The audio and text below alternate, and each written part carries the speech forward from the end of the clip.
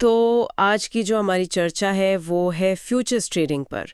ये एक ऐसा नाम है जिसे सुनते ही ज़्यादातर लोगों के दिमाग में एक खतरे की घंटी सी बजती है। ऐसा लगता है कि ये बहुत जोखिम भरा है, सिर्फ फाइनेंशियल विजिट्स के लिए है और एक गलत कदम से सब कुछ खत्म हो सकता है। एक डर सा जुड़ा है इस शब्द के साथ। बिल्कुल। और ये डर मतलब वाजिब भी है, क्योंकि हमने कहानियां ही ऐसी सुनी हैं कि लोगों ने रातों रात अपनी पूरी जमा पूंजी गंवा दी। तो ये डर कहीं ना कहीं से तो आता ही है। हाँ, लेकिन क्या हो अगर इस डर की जगह हम एक सरल, एक अनुशासित और तार्किक प्रक्रिया को समझने की कोशिश करें। आज हम केल बूचर की किताब फ्यूचर्स मेड सिंपल के कुछ प्रमुख विचारों पर एक गहरी नज़र डालने वाले हैं। हमारा मिशन ये है कि क्या हम फ्यूचर्स को एक जुए के अड्डे से निकालकर एक अनुशासित व्यवसाय की तरह देख सकते हैं। हम एक नौसिखिए की नज़रों से देखेंगे कि कैसे एक प्रोफेशनल ट्रेडर केल बूचर इस भूल भुलैया से बाहर निकलने का नक्शा देते हैं। और आज की चर्चा का दायरा भी यही रहेगा। हम जानेंगे कि फ्यूचर्स असल में हैं क्या, क्यों 90% से ज्यादा लोग इसमें नाकाम होते हैं, और सबसे जरूरी, केल बुचर के वो सिद्धांत क्या हैं जो एक ट्रेडर को भीड़ से अलग करते हैं, जिसमें रिस्क मैनेजमेंट, मनोविज्ञान और एक तयशुदा रूटीन सबसे अहम है। चलिए इसे खोलकर देखते हैं।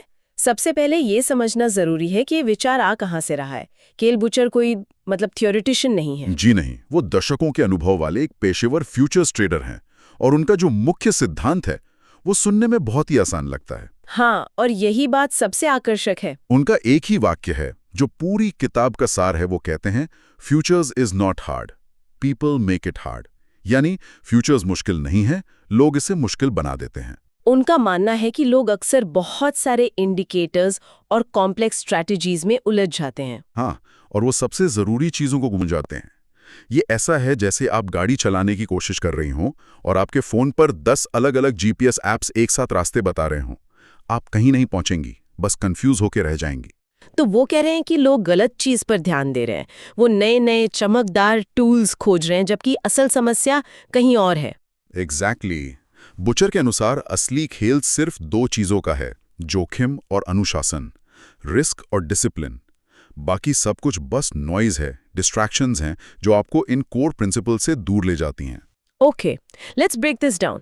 जब मैं फ्यूचर्स सुनती हूँ तो मेरे दिमाग में आता है कि कोई किसान अपनी फसल की कीमत आज ही तय कर लेता है ताकि भविष्य में दाम गिरने का खतरा ना हो। क्या ये सच में इतना ही सरल है? That's exactly the right starting point. अपने कोर में ये उतना ही सरल कॉन्ट्रैक्ट है।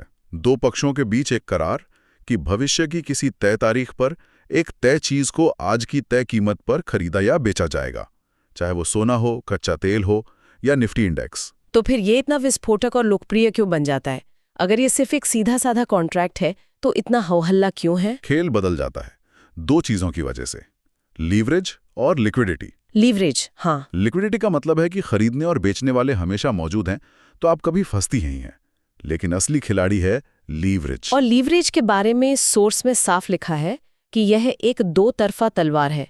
ये थोड़ी क्लीशे लाइन है, पर इसका असल मतलब क्या है? इसे एक स्पोर्ट्स कार के एक्सेलरेटर की तरह समझिए। हल्का सा दबाने पर आप बहुत तेजी से आगे बढ़ते हैं, जो बहुत रोमांचक लगता है।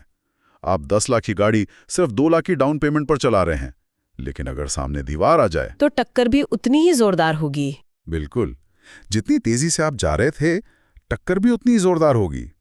लिवरेज आपको कम पैसे में एक बड़ी पोजीशन कंट्रोल करने की ताकत देता है, लेकिन नए ट्रेडर्स सिर्फ रफ्तार देखते हैं, सामने की दीवार को नजरअंदाज कर देते हैं। नुकसान भी उसी रफ्तार से बढ़ता है। ये एक दिलचस्प बात है कि सोर्स में बताया गया है कि केल बुचर फ्यूचर्स को ऑप्शंस पर तरजीह देते हैं, जबकि आजकल तो ऑप्शंस ट्रेडिंग का ही बोलबाला है। हाँ, और इसका कारण भी उनकी सिंप्लिसिटी वाली फिलॉसफी से ही जुड़ा है। ऑप्शंस में टाइम डीके नाम की एक जटिलता होती है। टाइम डीके, हाँ। इसे ऐसे समझिए कि आपके हाथ में एक आइसक्रीम है जो हर सेकंड पिघल रही है। भले ही आप कुछ करें या ना करें, उसकी वैल्यू कम होती जा रही है। यह नए ट्रेडर्स के लिए बहुत ज्यादा साइकोलॉजिकल प्रेशर बनाता है। फ्यूचर्स में ऐसा कोई टिकिंग क्लॉक नहीं है। अच्छा। उसकी गति सीधी है, या तो ऊपर या नीचे। इससे ध्यान नहीं भटकता और फैसले ज्यादा साफ दिमाग से लिए जा सकते हैं। यहाँ बात बहुत दिलचस्प हो जाती है। अगर सिस्टम इतना सरल है जैसा बुचर कहते हैं, तो फिर क्यों 90% से ज्यादा लोग फ्यूचर्स ट्रेडिंग में पैसा गंवाते हैं? ये आंकड़ा तो बहुत डरावना है। कहाँ गड़बड़ हो रही है? और यहीं पे बुचर की किताब का मनोविज्ञान वाला हिस्सा सामने आता है। उनका एक बहुत शक्तिशाली वाक्य है जो सब कुछ कह देता है। Futures don't blow accounts, traders do. मतलब? फ्यूचर्स आपके ट्रेडिंग अकाउंट को खत्म नहीं करते, ट्रेडर्स खुद करते हैं। बिल्कुल। विफलता का कारण बाजार का क्रूर होना नहीं, बल्कि ट्रेडर का अनुशासनहीन होना। ये तो पूरी जिम्मेदारी ट्रेडर पर डाल देता है। हम अक्सर कहते हैं मार्केट ने ले लिया, लेकिन बुचर कह रहे हैं नहीं, मार्केट ने नहीं लिया, तुमने दिया। सही बात है। बाजार तो बस एक नदी की तरह है जो बह रही है। वो क्रूर या दयालु नहीं होती। समस्या तब होती है जब आप बिना तैराकी सीखे उसमें कूद जाते हैं, और ये अनुशासनहीनता कुछ आम गलतियों में साफ दिखती है। जैसे कि पहली गलती ओवर लीवरेज, मतलब उस स्पोर्ट्स कार का एक्सेलरेटर पूरा दबा देना। सही। अपनी क्षमता से बहुत बड़ी पोजीशन ले लेना, ये सोचकर कि एक ही ट्रेड में अमीर बन जाएंगे। दूसरी और शायद सबसे बड़ी गलती है स्टॉप लॉस न लगाना। Stop loss? स्टॉप लॉस आपकी गाड़ी के ब्रेक की तरह है। ये पहले से तय कर देता है कि अगर हालात बिगड़े तो आप कहाँ रुक जाएंगे। इसके बिना ट्रेडिंग करना मतलब हाईवे पर बिना ब्रेक की गाड़ी चलाना है। और फिर आती है भावनात्मक ट्रेडिंग। मैंने रिवेंज ट्रेडिंग के बारे में सुना है। ये मैं बाजार को दिखा दूंगी वाली मानसिकता है ना? हाँ, एक नुकसान हुआ और उसे वापस पाने की जिद में आपने एक और बड़ा बिना सोचा समझा ट्रेड ले लिया। ये ट्रेडिंग नहीं, जुआ है। और इसका एक और रूप है फोमो। फोमो? हाँ, फियर ऑफ मिसिंग आउट। आपको लगता है कि ट्रेन स्टेशन से छूट रही है और आपको किसी भी कीमत पर उस पर चढ़ना है। इस हड़बड़ी में आप चलती ट्रेन में कूद जाते हैं और अक्सर चोट खा बैठते हैं। और आखिर में ओवर ट्रेडिंग। ये सब अनुशासनहीनता के ही लक्षण हैं। बिल्कुल। ये सुनकर तो ऐसा लगता है कि 90% लोग एक ही मनोवैज्ञानिक जाल में फंसते हैं। अगर ये सब गलतियां हैं तो बुचर का सिस्टम इन इंसानी गलतियों को कैसे रोकता है? What's the antidote? एंटीडोट एक ही है, और वो बुचर के पूरे ढांचे की नींव है। एक नियम, रिस्क फर्स्ट, प्रॉफिट लेटर। जोखिम पहले, मुनाफा बाद में। जी। एक मिनट, तो आप कह रहे हैं कि पूरा खेल ही उल्टा है।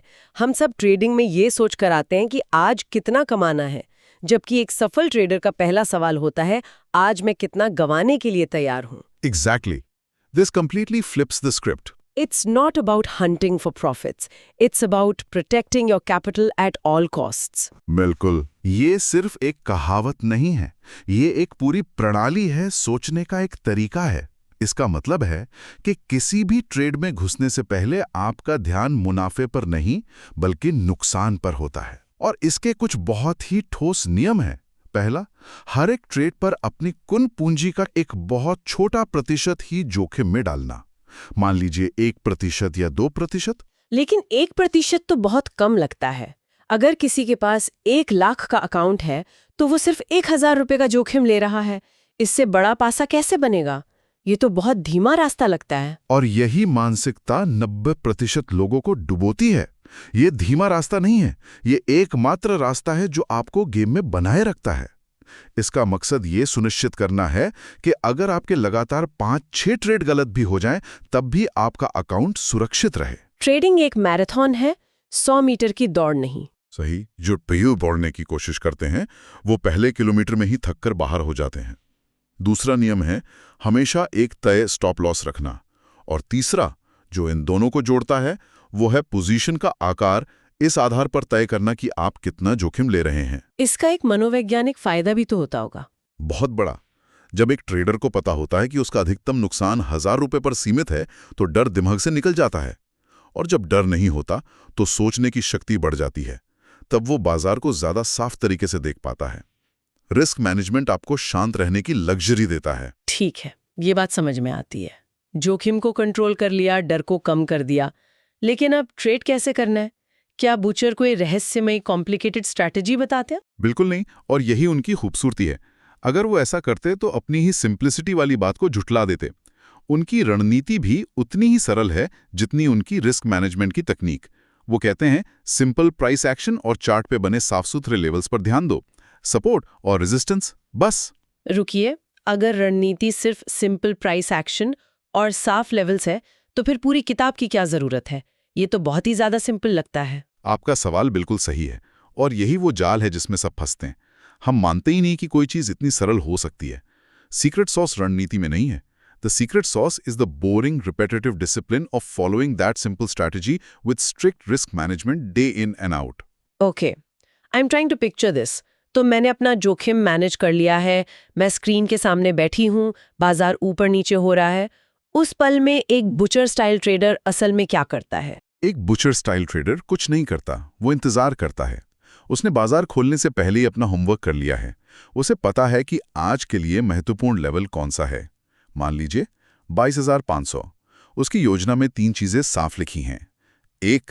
एंट्री, अगर कीमत 22,500 पर आकर सपोर्ट लेती है तो मैं खरीदूंगा। 2. स्टॉप लॉस, अगर ये 22,470 के नीचे जाती है तो मैं अपनी गलती मानकर ट्रेड से बाहर निकल जाऊंगा। और 3. टारगेट, अगर ट्रेड सही दिशा में जाता है तो मेरा पहला लक्ष्य 22,580 होगा। मतलब ट्रेड लेने से पहले ही पूरी कहानी लिखी जा चुकी है। बिल्कुल, और ये एक बहुत बड़ा मानसिक बदलाव है। ज्यादातर लोग बाजार पर प्रतिक्रिया देते हैं। कीमत ऊपर गई तो खरीद लिया, नीचे गई तो बेच दिया। बुचर कहते हैं प्रतिक्रिया मत दो, अपनी योजना पर काम करो। आप बाजार का पीछा नहीं करते, आप बाजार को अपने बिछाए जाल तक आने का इंतजार करते हैं। बिल्कुल सही। तो इसका मतलब है कि एक अच्छी रणनीति और रिस्क मैनेजमेंट के बावजूद सब कुछ आकर एक ही चीज पर टिक जाता है, मनोविज्ञान पर नियंत्रण। आप दुनिया का सबसे अच्छा प्लान बना सकती हैं, लेकिन अगर उस पल में आप डर या लालच में आकर उसे तोड़ देती हैं तो सब बेकार है। हाँ, और फ्यूचर्स ट्रेडिंग में ये और भी ज्यादा महत्वपूर्ण हो जाता है क्योंकि ये बहुत तेज होती है। यहाँ फैसले सेकंडों में लेने पड़ते हैं, और जब गति तेज होती है तो भावनाएं भी उतनी ही तेजी से सतह पर आती हैं। लालच, डर, उम्मीद, निराशा। जैसा कि बुचर कहते हैं, if you can't control yourself, futures will expose you. यानी अगर आप खुद को नियंत्रित नहीं कर सकती तो फ्यूचर्स आपकी कमियों को सबके सामने उजागर कर देंगे। हाँ, बाजार एक आईने की तरह काम करता है जो आपकी मनोवैज्ञानिक कमजोरियों को दिखाता है। तो फिर एक सफल ट्रेडर की पहचान क्या है? अगर उसकी रणनीति इतनी सरल है तो उसे बाकी लोगों से अलग क्या बनाता है? उसका रूटीन। एक सफल ट्रेडर की पहचान उसके ज्ञान या रणनीति से ज्यादा उसके रूटीन से होती है। वे भावनाओं के बहाव में नहीं बहते, वे एक तय दिनचर्या का पालन करते हैं। बाजार खुलने से पहले तैयारी करते हैं, दिन में सीमित संख्या में ही अच्छे हाई प्रोबेबिलिटी ट्रेड करते हैं और अपने हर ट्रेड का एक जर्नल बनाए रखते हैं। मतलब ट्रेडिंग को मनोरंजन या रोमांच की तरह नहीं, बल्कि एक गंभीर व्यवसाय की तरह देखना। यही सार है। जैसे एक पायलट अपनी चेकलिस्ट के बिना विमान नहीं उड़ाता, वैसे ही एक प्रोफेशनल ट्रेडर अपनी योजना और रूटीन के बिना ट्रेड नहीं करता। जो लोग मनोरंजन और एड्रेनालिन रश के लिए ट्रेड करते हैं, वो आखिर में बाजार को ही मनोरंजन का पैसा देकर चले जाते हैं। तो आज हमने कल बुचर के फ्यूचर्स मेड सिंपल के नजरिए को समझा। अगर इसे संक्षेप में देखें तो मुख्य बातें हैं: जटिल इंडिकेटर्स के बजाय सरल सेटअप पर ध्यान देना, सख्त रिस्क मैनेजमेंट को अपनी ट्रेडिंग का फाउंडेशन बनाना, और सबसे बढ़कर भावनात्मक नियंत्रण रखना जो एक तय रूटीन से आता है। बिल्कुल, फ्यूचर्स अपने आप में अच्छे या बुरे नहीं हैं। वे बस एक औजार हैं, एक टूल हैं। उनका इस्तेमाल कैसे किया जाता है, सारा फर्क वहीं से पैदा होता है। असली बढ़त या एज किसी गुप्त रणनीति में नहीं है, वो है लगातार अपनी जोखिम को नियंत्रित करने और अनुशासित रहने के उबाऊ काम में। और ये साफ है कि अनुशासन के बिना फ्यूचर्स ट्रेडिंग में लंबे समय तक टिकना लगभग असंभव है। ये सिर्फ पैसे बनाने या गंवाने से कहीं ज्यादा है, ये तो आत्मनियंत्रण की एक बहुत बड़ी परीक्षा है। और ये चर्चा एक महत्वपूर्ण सवाल उठाती है। अगर फ्यूचर्स ट्रेडिंग, जो इतनी तेज, तकनीकी और आंकड़ों पर आधारित है, उसमें भी सफलता का सबसे बड़ा आधार इंसानी मनोविज्ञान और अनुशासन है, तो क्या ये हमारे जीवन के अन्य हाई स्टेक्स फैसलों पर भी लागू नहीं होता? करियर, रिश्ते, स्वास्थ्य। शायद असली बाजार स्क्रीन पर नहीं, बल्कि हमारे अपने दिमाग के अंदर ही चलता है।